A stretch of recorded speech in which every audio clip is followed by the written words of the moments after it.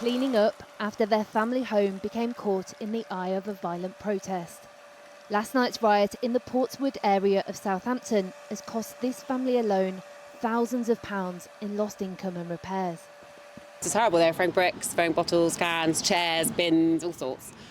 And our house was just in the crossfire, wasn't it?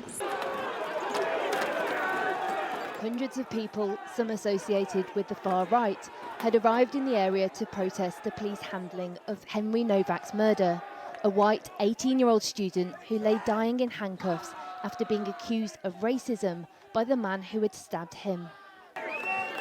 The far-right figure, Stephen Yaxley Lennon, better known as Tommy Robinson, had issued a rallying call to his followers to come and protest, claiming to the crowd that white people are treated as second-class citizens. What the whole world has now seen in Henry's video is what we all know anyway. It's a different treatment for white people compared to non-whites. Police say 11 officers and a police dog were injured by bottles, bricks and makeshift weapons thrown in their direction. The protest began in central Southampton, over 2 miles away. Residents here say they weren't initially warned of any trouble in the area. Police clearly weren't expecting them to come here, but by early evening, those warnings changed as it became clear that the group were marching in this direction. This is both where the murder happened and where the perpetrator's family still live. The group came from 2 different directions, residents tell us. The police line began here, but they got pushed further down the hill by the protesters towards those houses. Sophie Martin's young children were sleeping upstairs, with the front line between the police and protesters just metres from her front door. All I wanted to do was get out, and I was thinking if my kids wake up, I'm just running down there and getting somewhere safe, really. Because you just, especially there was a bin that was pushed through that was on fire, and I thought if that sets alight, I don't know, there was a smoke bomb under my car. It was just too close for comfort, to be honest.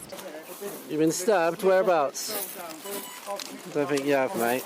It was this video, released after Vikram Digwa was sentenced earlier this week, that has caused so much anger, where Henry Nowak tells police he's been stabbed, but they continue to handcuff him as he lies dying.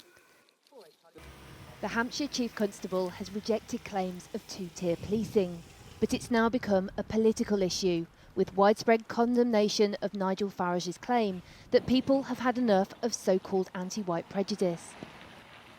Obviously there's been a rise in anti-Semitism, a rise in anti-Muslim hate, and now there's fears within the Sikh community. Do you think this is a failure of government? There has been a rise of hate crime, community tensions are high. I've definitely felt it here. I've been talking and working with local Sikh leaders. I'm a Sikh myself. Instances like this sadly have given rise to that. People are hijacking a tragic loss and using it to sow divisions and to spread hatred. The family of Henry Nowak have asked that their grief is not politicised, but so far it's become exactly that. Anya Pop reporting. Well, the Prime Minister denied claims of 2-tier policing in the Commons this afternoon and denounced Reform leader Nigel Farage after his call for cold rage over Henry Nowak's death. Our senior political correspondent Paul McNamara is in Westminster for us tonight. Paul. Yeah, before we hear from the politicians, what they've been saying behind me, let's just take a beat and remind ourselves of that statement by Henry Nowak's family outside the court on Monday, which they hoped would frame whatever was to unfold as a result. His father, Mark, said his family wanted, quote, Henry's heartbreaking story to make change for the better. We do not want his death to be used to create further division, hatred or tension. We want his story to make our streets safer for everyone. Nigel Farage praised the dignity of Mr. Nowak's family, but then he posted a video yesterday morning in which he called for, quote, pure cold rage. Today, he's doubled down, repeating the claim that Mr. Nowak's death was a result of so-called 2-tier policing. The anger that you saw spilling out in Southampton last night,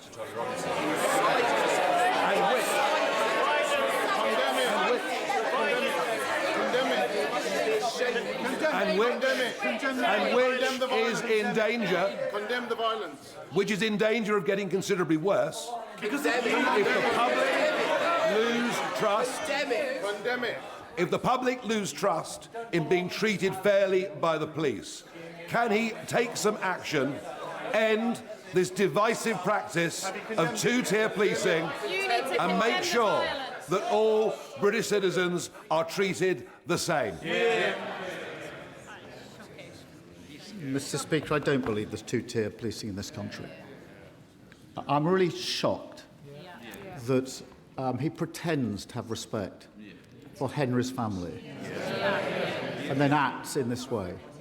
My response, and the response of others, to be fair, has been focused on the lessons to be learned so we can deliver justice. His response has been to appeal for rage. Rage. That's his response to a father who's lost his son, and ask for that not to happen.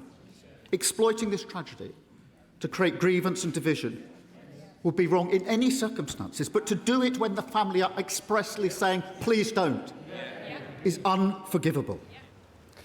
That's perhaps as passionate as we've ever seen Keir Starmer in the House of Commons. I understand there is real anger in government at Nigel Farage's comments over Henry Nowak's death. The Conservative leader, Kemi Badenoch, accused Nigel Farage of whipping up anger. Incidentally, the PM thanked her for her tone. But it has to be said, for all of the condemnation, there is zero evidence that Nigel Farage reform has any intention of rowing back from this argument.